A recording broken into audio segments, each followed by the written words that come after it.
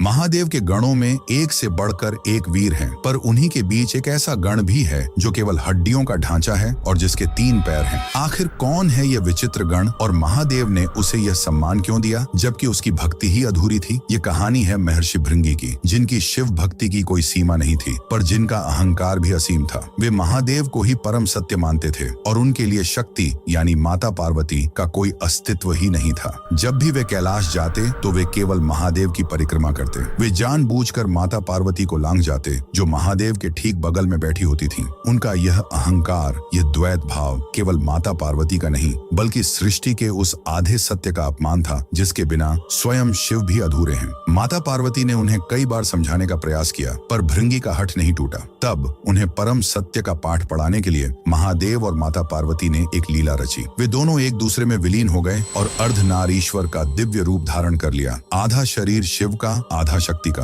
अब भृंगी के लिए केवल शिव की परिक्रमा करना असंभव था, पर उनका अहंकार तो देखिए। उन्होंने एक भृंग यानी भौंडरे का रूप धारण किया और उस अर्धनारीश्वर स्वरूप के बीच से छेद करके केवल शिव के हिस्से की परिक्रमा करने का प्रयास करने लगे। ये देखकर माता पार्वती समझ गईं कि अब इन्हें केवल ज्ञान नहीं बल्कि अनुभव की आवश्यकता है। उन्होंने भृंगी के शरीर से शक्ति तत्व को खींच लिया। उन्होंने कहा, यदि तुम शक्ति को नहीं मानते तो तुम्हारे शरीर में उसका कोई अंश नहीं रहेगा। और उसी क्षण भृंगी के शरीर से सारा मांस, रक्त और मज्जा लुप्त हो गया, क्योंकि यह सब प्रकृति यानी शक्ति का ही स्वरूप है। वे केवल हड्डियों का एक निष्प्राण ढांचा बनकर पृथ्वी पर गिर पड़े। वे खड़े भी नहीं हो पा रहे थे। तब उस पीड़ा के क्षण में उन्हें अपनी भूल का एहसास हुआ। वे समझ गए कि शिव चेतना है तो शक्ति ऊर्जा है, एक के बिना दूसरा अपूर्ण है, शक्तिहीन है। उनकी इस दशा को देखकर करुणामयी महादेव का हृदय द्रवित हो उठा। भृंगी का पश्चाताप सच्चा था। तब महादेव ने उन्हें सहारा देने के लिए एक तीसरा पैर प्रदान किया